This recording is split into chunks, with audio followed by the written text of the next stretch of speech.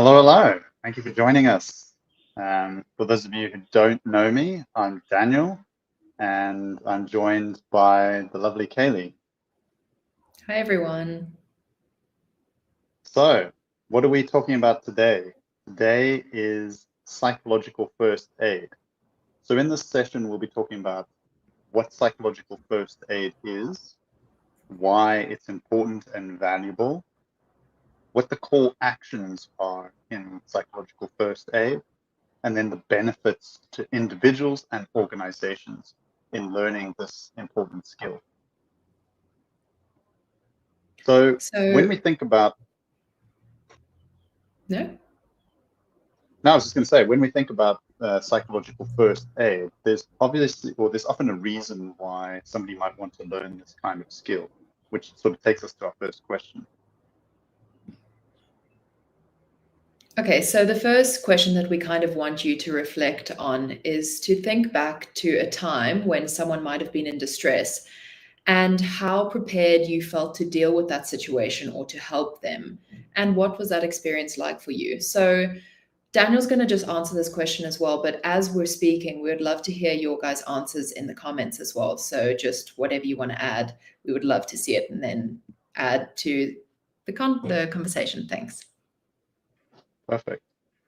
So the reason I got interested in psychological first aid is that I was working at a university and studying at the same time, and I came across a lot of students that would often go through sort of like traumatic events or stressful events, and you would see them on campus. And one example is there was a lady who was having a panic attack as she was sitting outside of a lecture hall.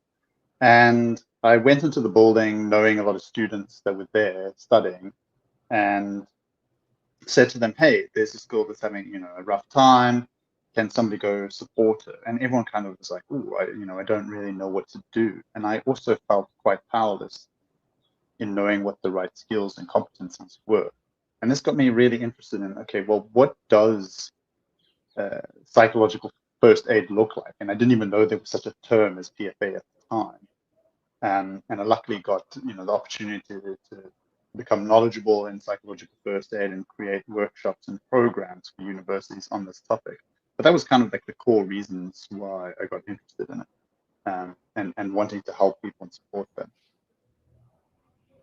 Yeah, I think that is such an important point that you raise as well about psychology students, because I also had a similar experience when I was in my undergrad. I used to volunteer at the Helderberg Hospice, and a lady came. She wasn't coming to the hospice or visiting anyone there, but she came in and she was so distressed. And I was so frustrated in the moment because I just thought, I have all of this knowledge of psychology, but yet in a situation like this, I don't know what to do because I didn't have the practical skills of how to react in that situation. And it really was, I think, something like PFA would have been really helpful back then. Yeah, I think this is a sort of like common experience across a lot of people. And obviously that's part of the reason why we're sort of doing this masterclass is because a lot of people have the shared experience and they want to know what it's about and how they can help people. So, why do we learn PFA? And it sort of speaks to that point. There's a lot of trauma that people experience, whether that's from natural disasters or just normal stresses, loss of loved ones or crime.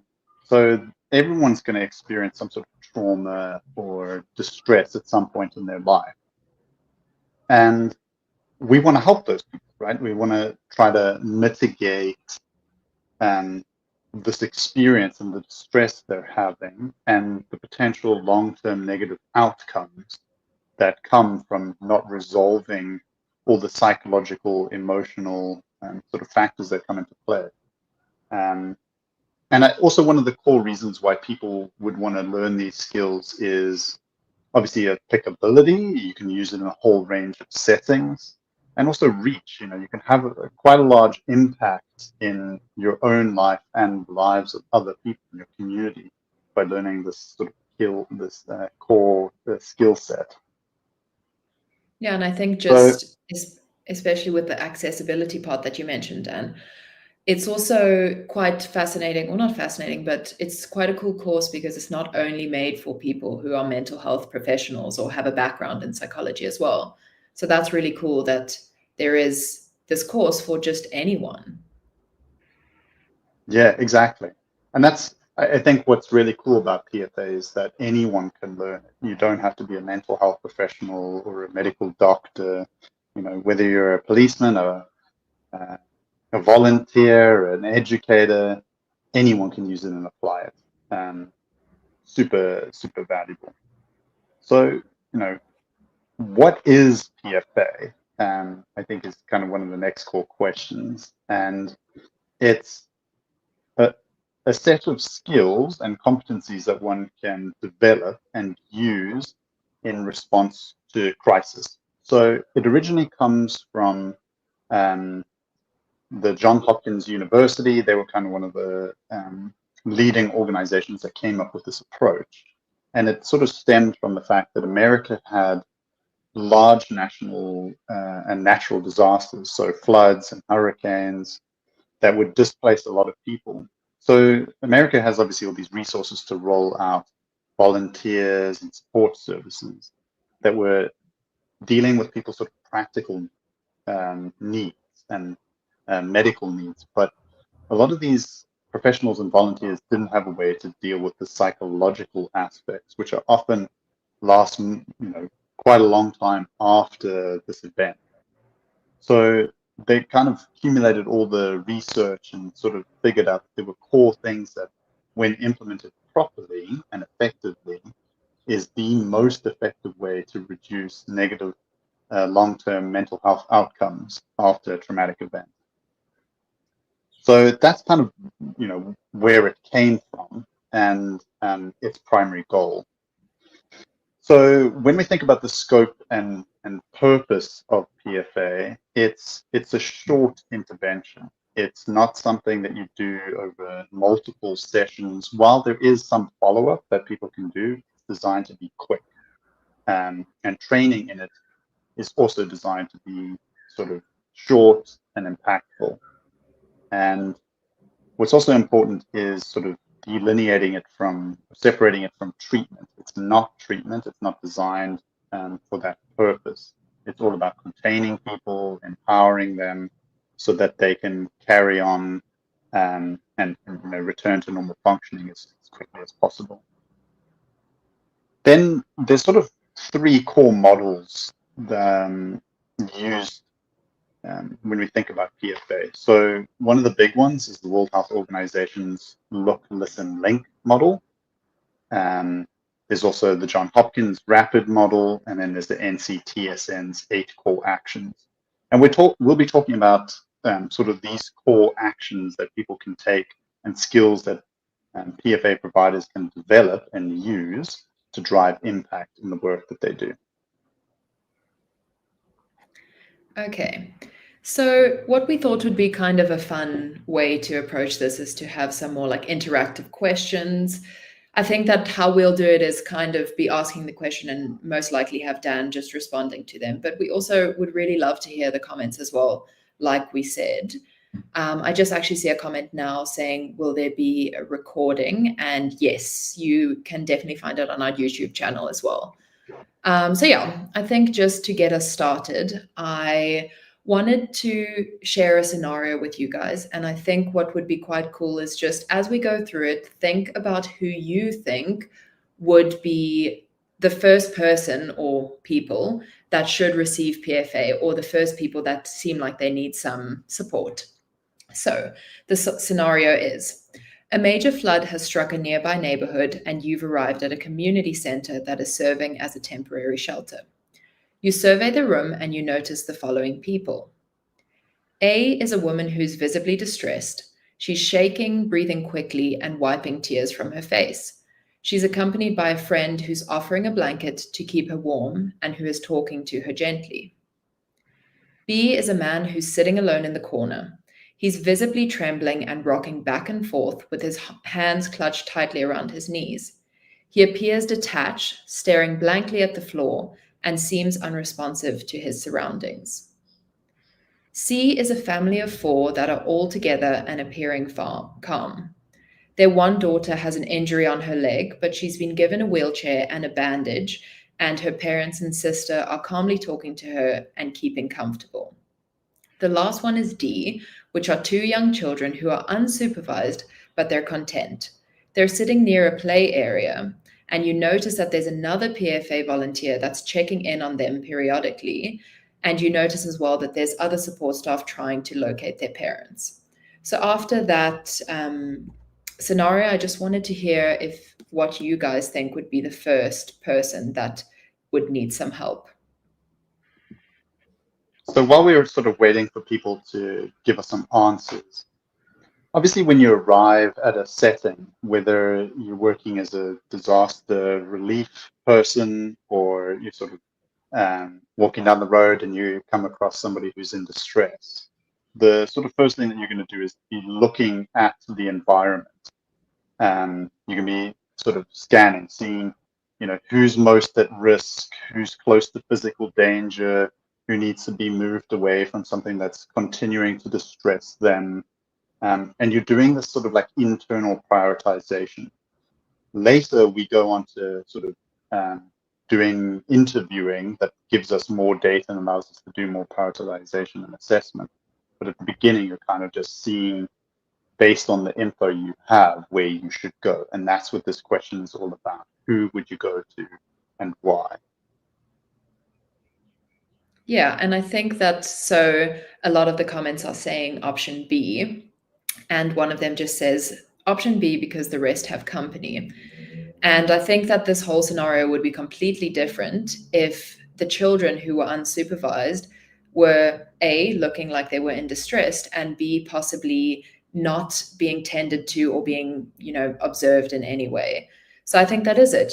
As people, obviously there's a level of distress that they're experiencing, but also if they're alone as well, which takes us on to our next question for you all, which is, what terms come to mind when you think of distress and dysfunction? Right. So when we think about assessment and prioritization, we can think about the sort of continuum that somebody can exist on. So we have eustress on the one side and dysfunction on the other. So eustress is somebody who's positive, they're motivated, they're often, sometimes we can think of these people as like the heroes. They might have quite a lot of capacity and can help support other people, right? So for them, no action is needed. Then as we move along, we have people who are distressed and dysfunctional. So people who are distressed, they need to be identified, we need to manage and monitor them. And then obviously people who are dysfunctional are the people who are, in a sort of incapacitated state. They're showing severe symptoms of distress, and they're the ones who more urgently require action and attention, right? So what is some of these terms that we might think about that could separate distress from dysfunction? Because you might think, oh, well, what's normal and what's like dysfunctional, I guess is the question that a lot of people might think of. Kaylee, can you give me an example of a sign of distress that we could quite easily see? I think that, a word that people could use to describe feeling distressed is a racy heart, or possibly just feeling slightly anxious or a bit nervous, or those kind of overwhelming feelings. But the dysfunction is when someone is extremely overwhelmed. They're numb to their experiences. There's all of these like stronger words to describe how they're feeling. And you can also see it in their actions, obviously, as well. I see a comment here saying dysfunction is acting and behaving in a way that you feel completely out of control. And I think that that's an important one, just feeling very, very out of it and not in touch with yourself. Exactly. So what we see is people's cognitions, so their thoughts, their behaviors, and their emotions. Those are 3 things that we can look at quite easily. So when we think about cognition, are they able to sort of speak and think coherently? Or is their thinking erratic? Can they not hold a conversation? Are they exhibiting more normal sort of stress responses, or is it out of the norm? Are they doing something really impulsive and dangerous that puts them at increased risk? And then their emotions, sadness or anger or frustration is, distress and sort of what we think of as more normal.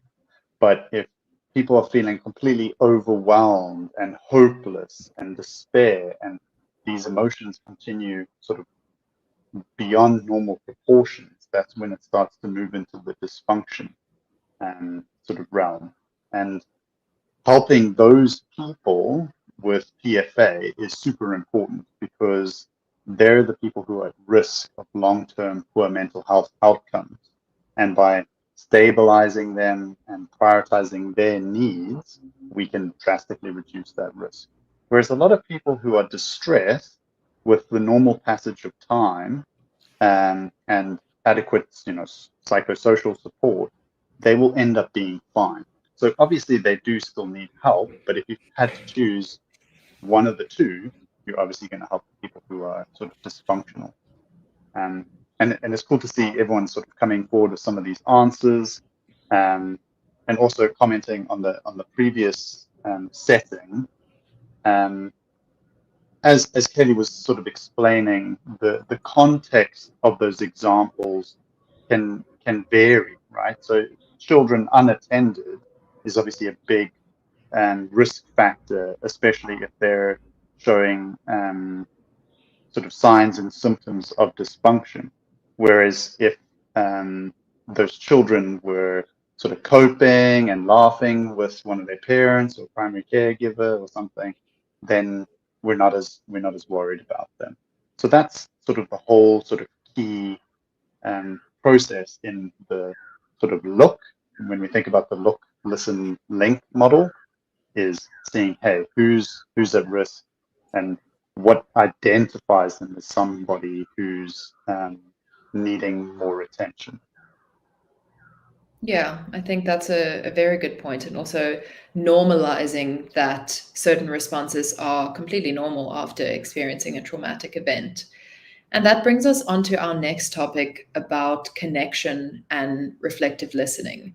So, as we said in the scenario, these people that you're providing PFA to come from experiencing a traumatic event. So they're highly distressed and they might be overwhelmed. Obviously, there are the individuals who might not be feeling too bad, and you can kind of empower them by giving them some tasks to do as well. But most of the people will be feeling quite distressed because they have just experienced something quite traumatic.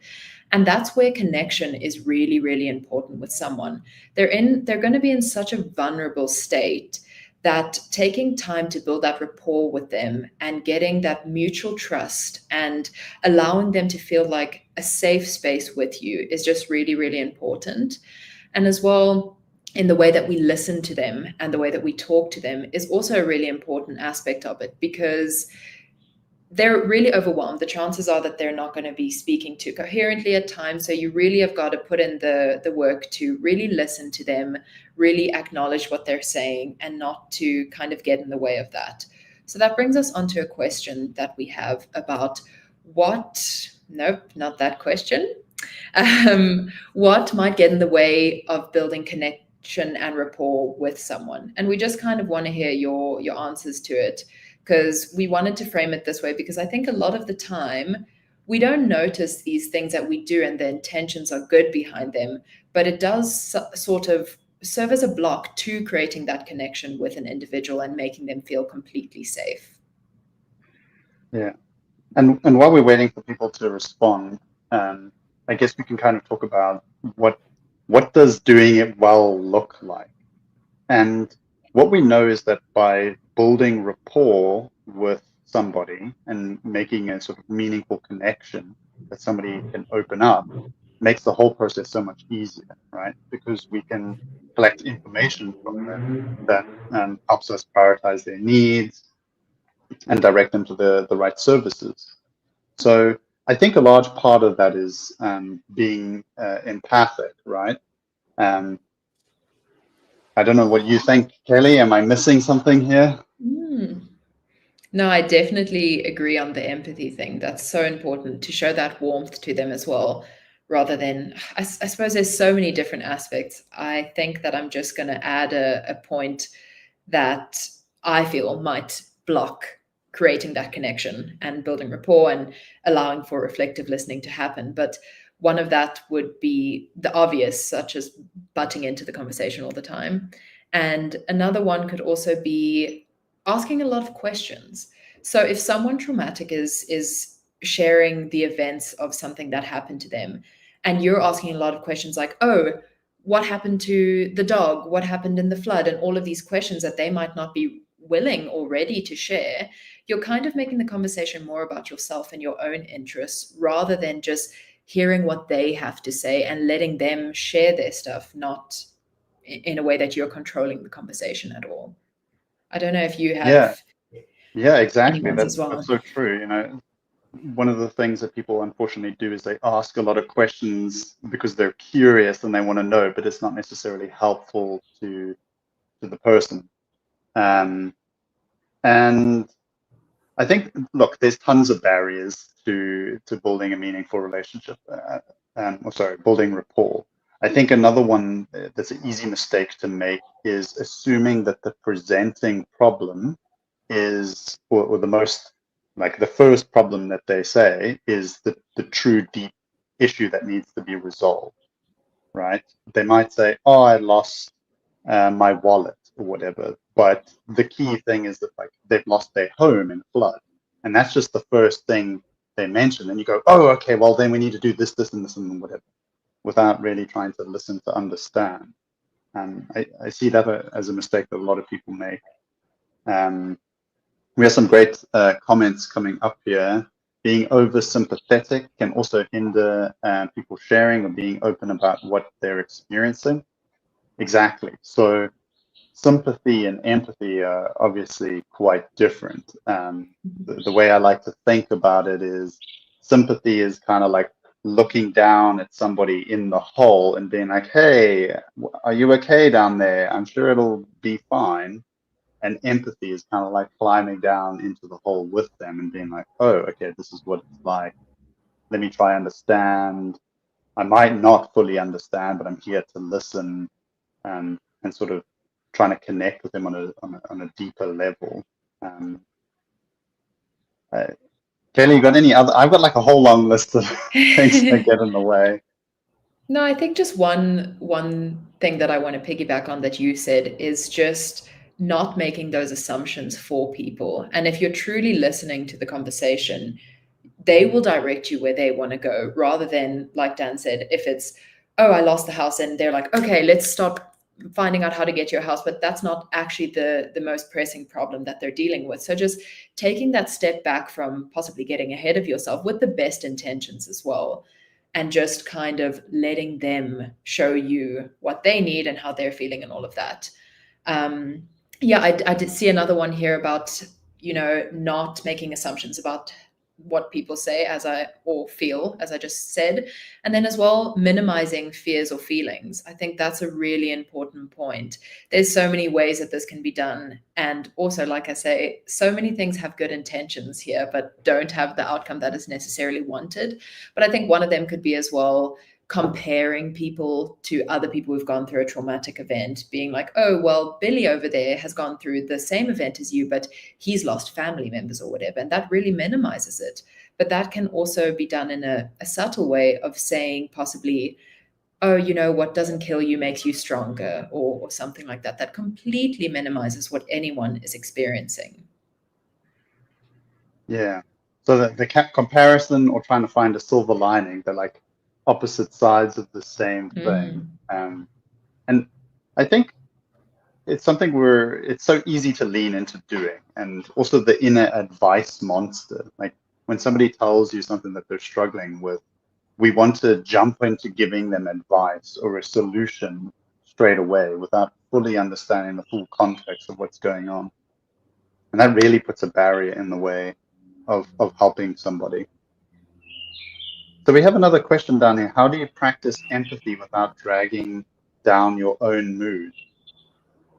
That's a very good question. I guess part of it is understanding boundaries, and also managing self-care. You know, we're going to talk about coping strategies a bit later, but one of the big things that a PFA provider or anyone who's in care professions has to be mindful of is looking after their own well-being. So if you're becoming burnt out or too overly invested or not able to manage your mood and cognition, it's a sign that you might need to step back or take some rest or get somebody else to help you.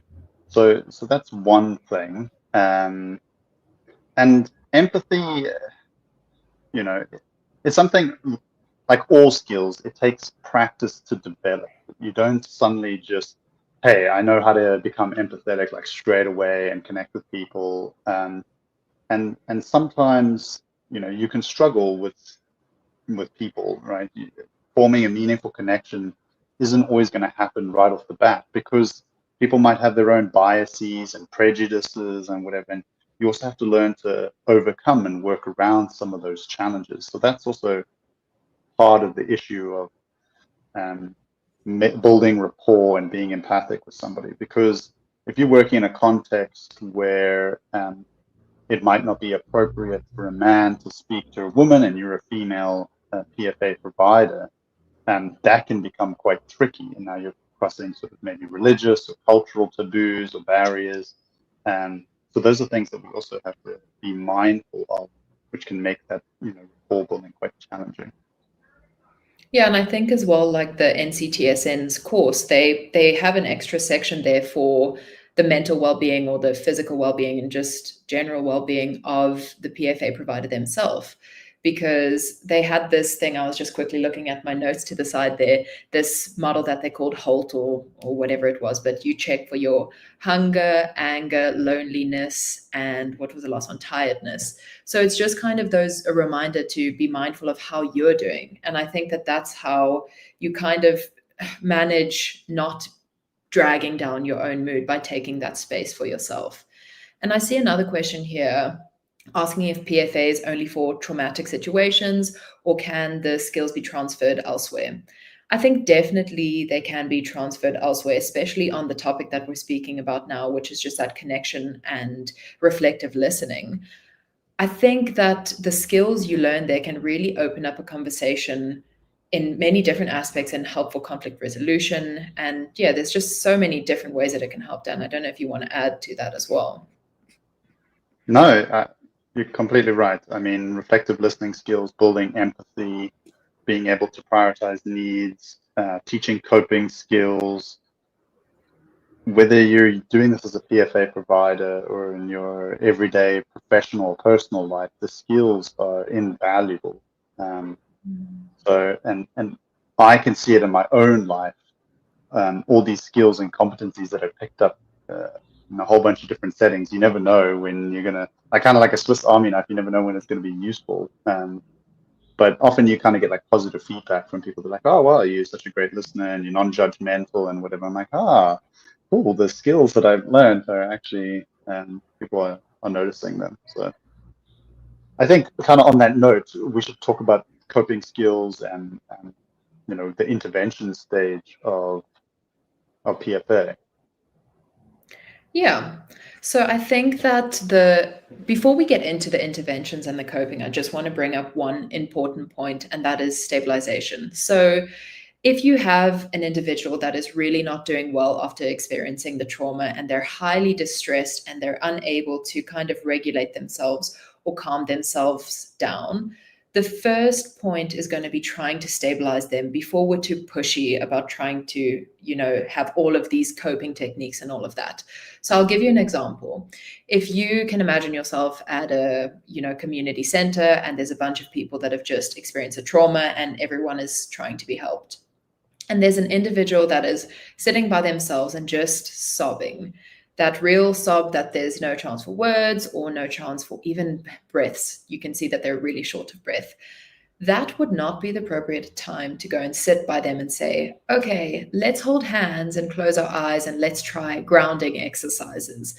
Because they're so stimulated and so overwhelmed at this point that rather what you need to do is just maybe ask them if they're okay with you sitting next to them and sitting by them and just being that support for them from afar that allows them to know that they're not alone. And when they are ready and possibly calm down, you can ask them to let you know if they would like to learn any coping strategies and stuff.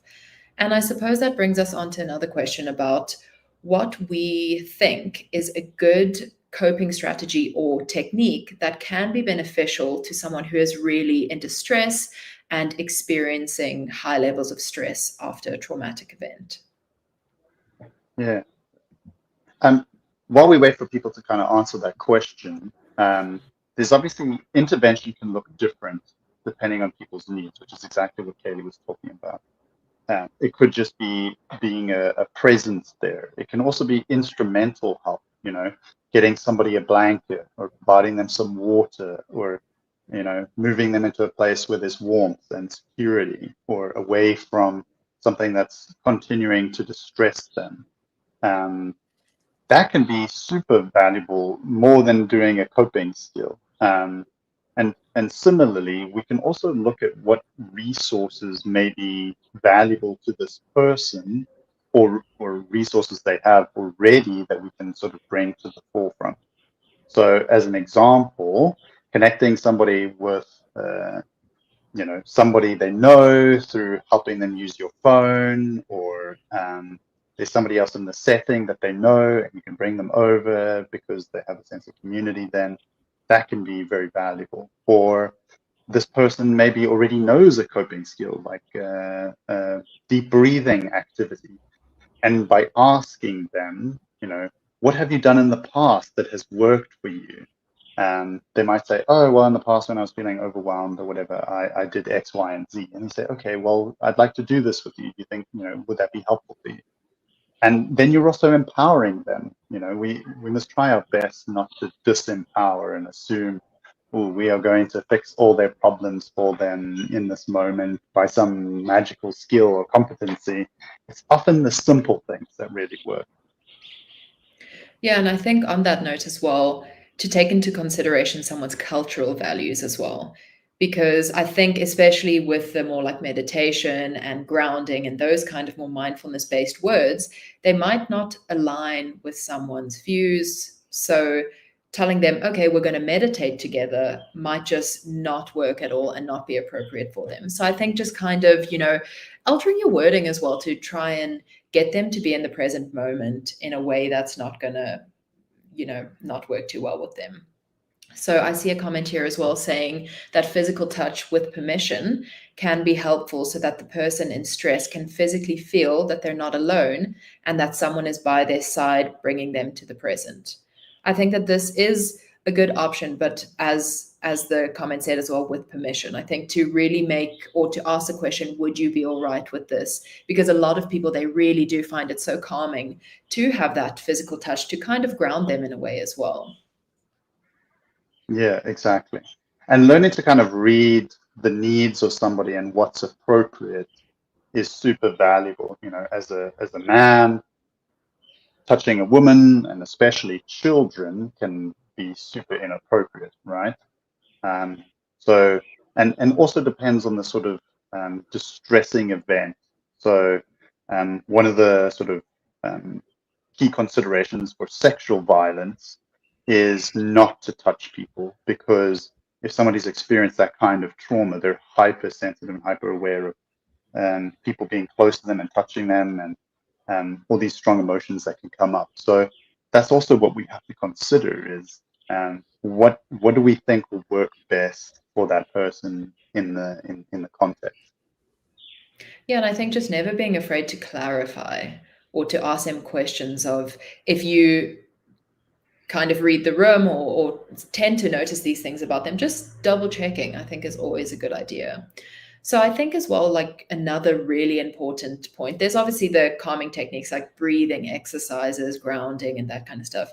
I don't know if meditation would always be appropriate, but I suppose at times, it would be helpful.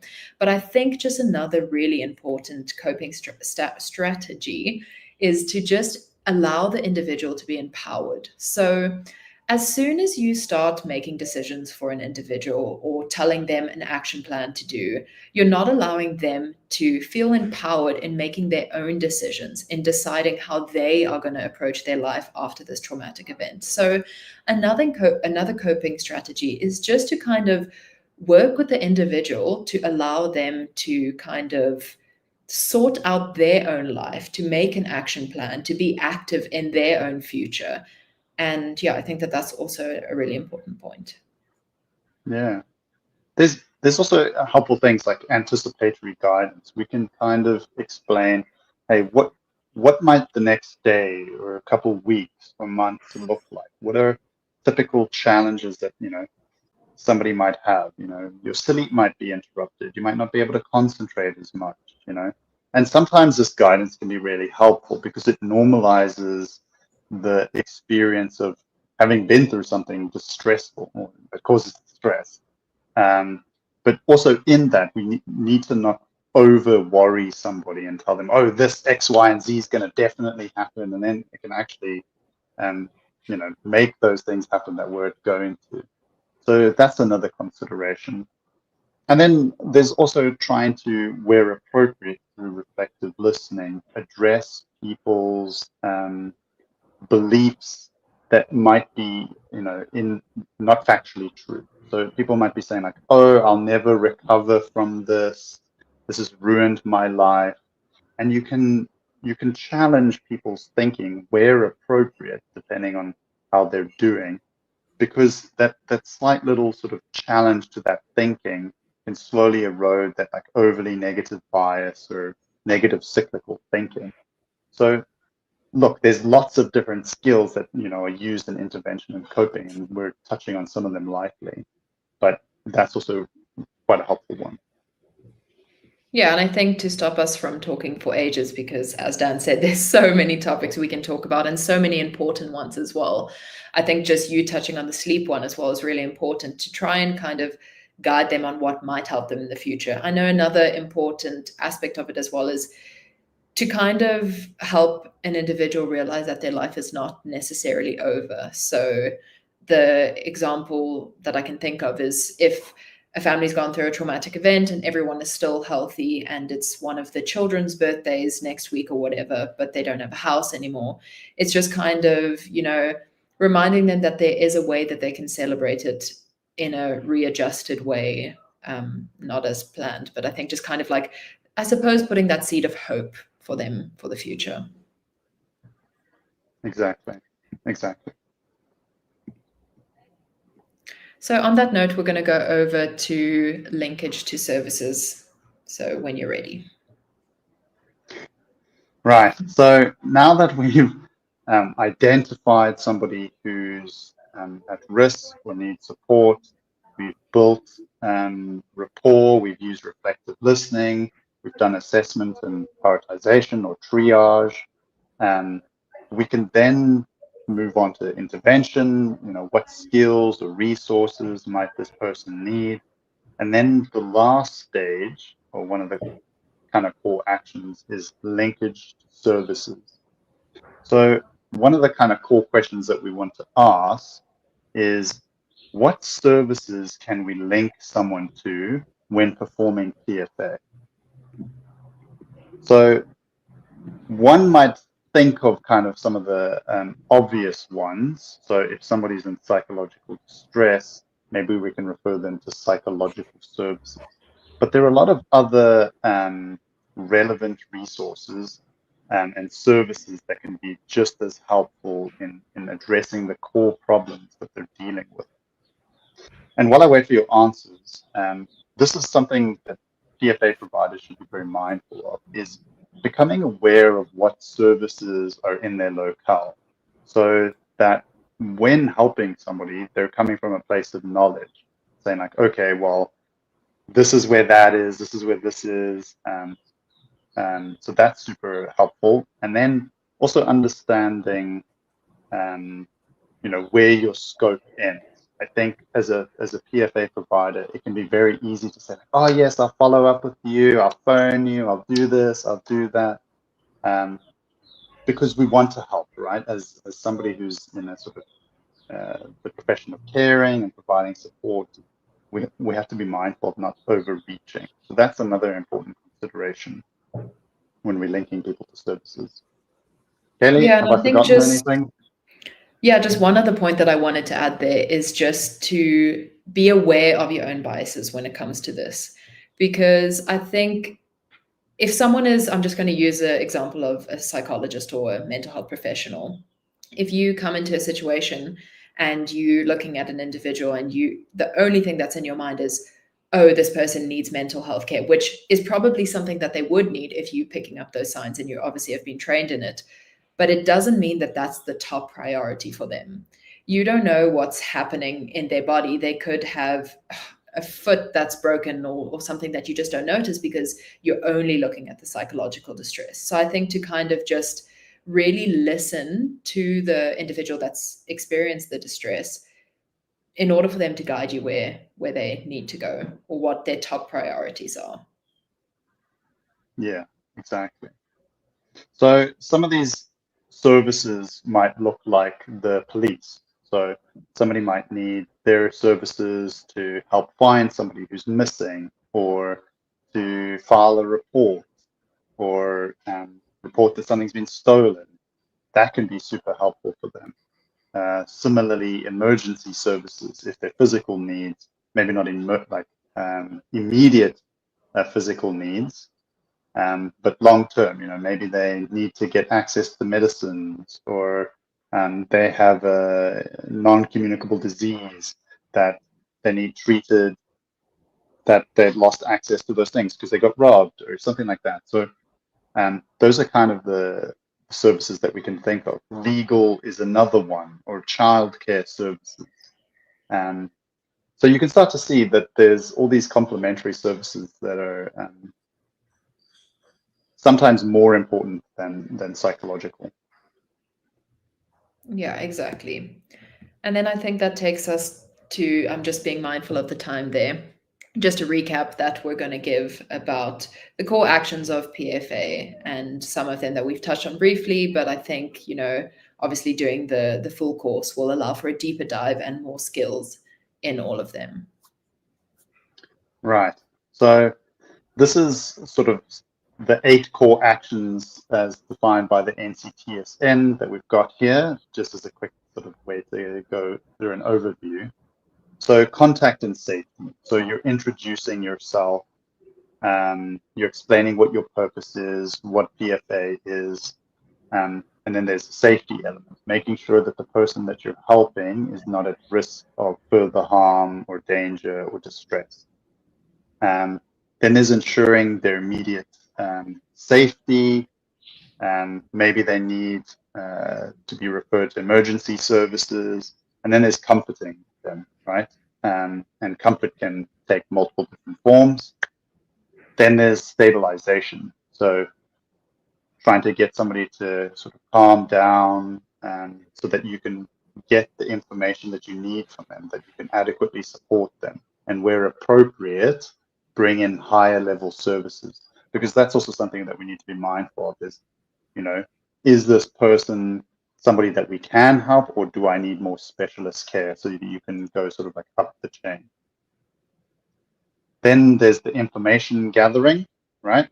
So by doing reflective listening, we can learn, what happened, how can I best help you, what are the immediate and maybe longer term needs that need to be resolved here, and how can we empower them, we gain this information.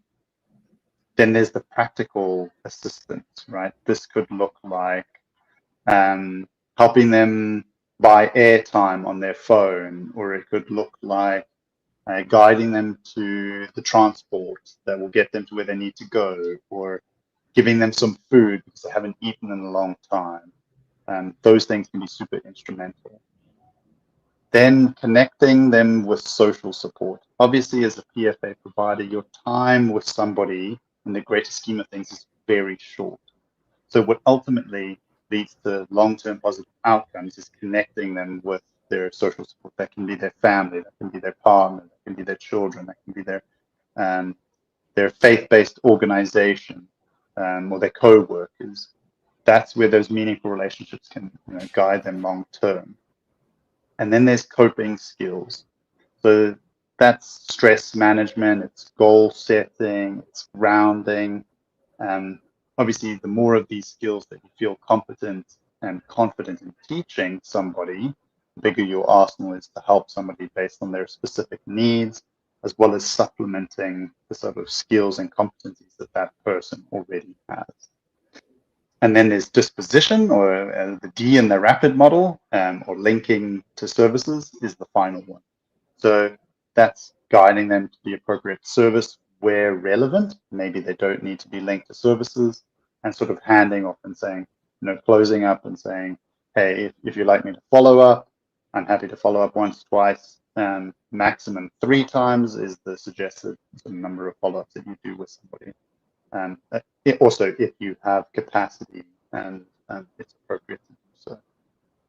Yeah, So, and I think just one, sorry to cut you off there, but I think just one point that we haven't touched on, but that is also super important, is just the flexibility of PFA, obviously depending on the individual's needs. So all of these core actions are definitely appropriate and have their time, but I think that, it's not necessarily a check box kind of activity. You don't go and say, okay, I've done this, I've done that. It's just kind of flexible in your approach to it. And someone might be stable and all you need to do is gather some information and move on from there. So I think just to reiterate the flexibility of the PFA program. Yeah, that's a brilliant point. It is this flexible, not perfectly linear process that you take people through. And that needs and prioritization might change based on the information that you gain and the changing setting that you're in. We have a comment here. It's useful to ascertain what their immediate needs are. So linked to medical, shelter, sources for food, clean drinking water, clean clothing, chronic medications, psychosocial support services. Exactly. Those are some of the highly valuable resources that you can link. And such a good answer. I wish we had that we could just read it when we ask the question. Such a good one. It, I think, covered most of the basis of it, which is really important. I think just to demonstrate the huge amount of services that people could be linked to. Yeah. I see there's also another question here that we will cover when it comes to organizational benefits that we'll discuss in a bit, just to say. Yeah. So when we think about, why would somebody want to do this course, learn PFA as a skill or a competency, there's sort of individual benefits, and then there's benefits for society or organizations that they're in, which kind of relates to this question.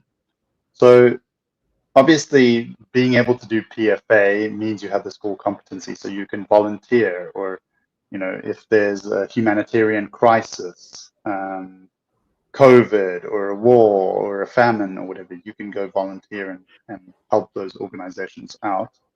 So that's from a sort of like practical self-development and professional development perspective. Then there's also the practical skills. So whether you're an educator or a clinician or you're an HR, reflective listening, triage, building rapport and empathy, or using empathy to build meaningful connections, teaching coping skills, these will always be super helpful tools in your toolbox or in your arsenal, however you want to kind of think about it. And as I said, from a personal development perspective, all these skills that I've learned have been super helpful in running a company, in mentorship, in leadership roles, in communicating with my partner and my family. These skills are super valuable. And then, of course, there's the impact on others, right? Sort of like the butterfly effect. We don't know how much our small actions help people. And I think sometimes we can undermine the impact of small things. Kaylee was talking about earlier, somebody might be very distressed and you sit with them. You're just providing presence.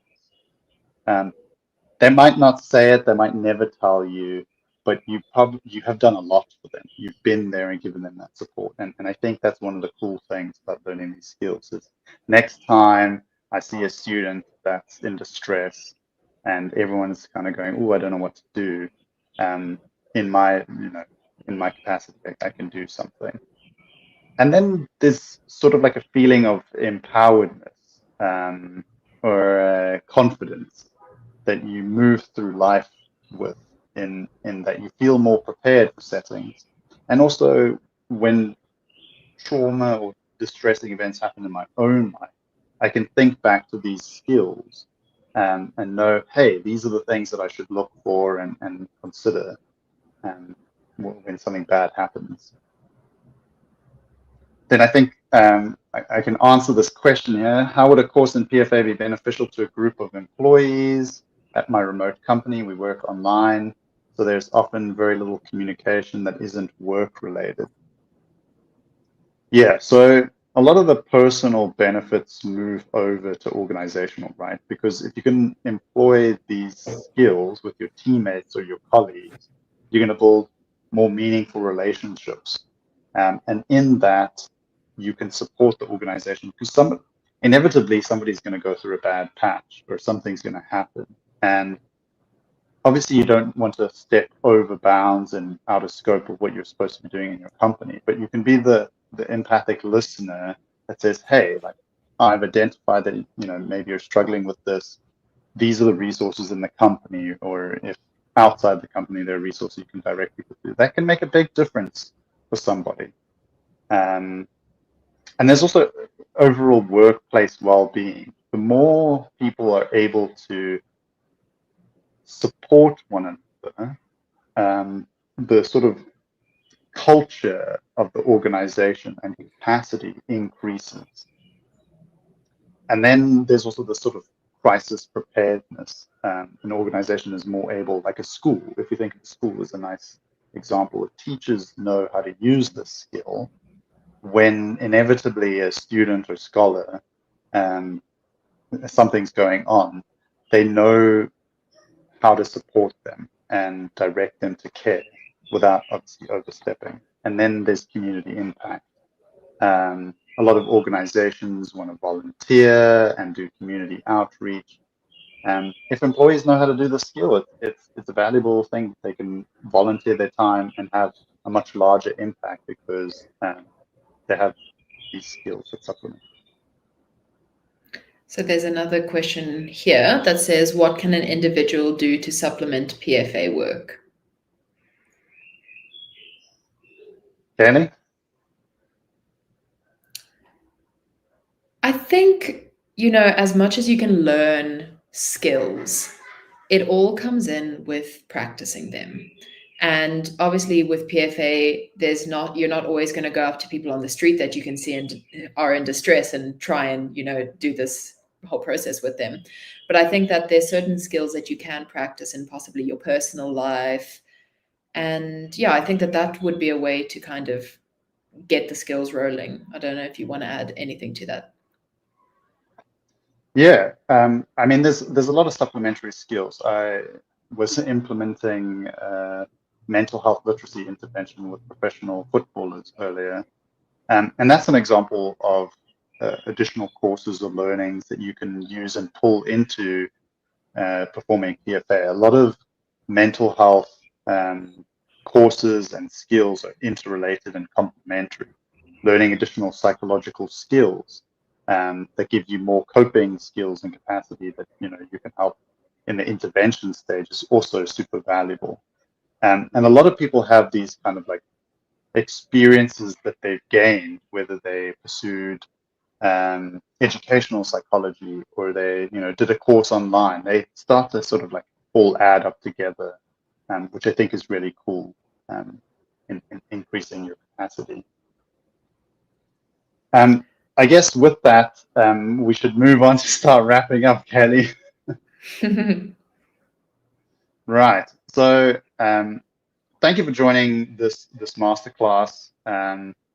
We at Psyche Innovations do a whole bunch of different things. One of them is doing workshops. We do psychological first aid, mental health literacy, psychological skills, and we really do a whole bunch. If this is of any interest to you and you would like to do them for personal or professional development reasons, please reach out to us. They're all about being short and impactful and upskilling you meaningfully. We're also all about making mental health accessible, especially in Africa. And one of the key ways we do this is through the Psyche mental health app.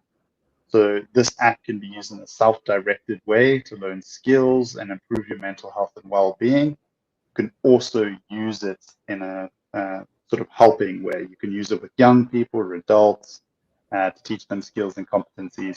And the app works really well with the workshops that we do. So if you'd like to hear more about that, please reach out to us. And that's a wrap. Thank you for joining us. Please feel free to check out our app and our additional resources. I hope you found this valuable. If you'd like linkages to other courses that isn't us, I'm more than happy to do that as well. So thank you for joining us. I hope this was helpful. Yeah, thanks so much. And just we've left the QR code on the screen. So if anyone wants to just whip out their phone and, take a picture of it or go onto the link, then it'll take you to the link tree that has our website where you can download the app, just all of the information about us to make it easy to get hold of us. Perfect. Thanks very much. Be in touch and please reach out if you have any questions. Bye. Bye.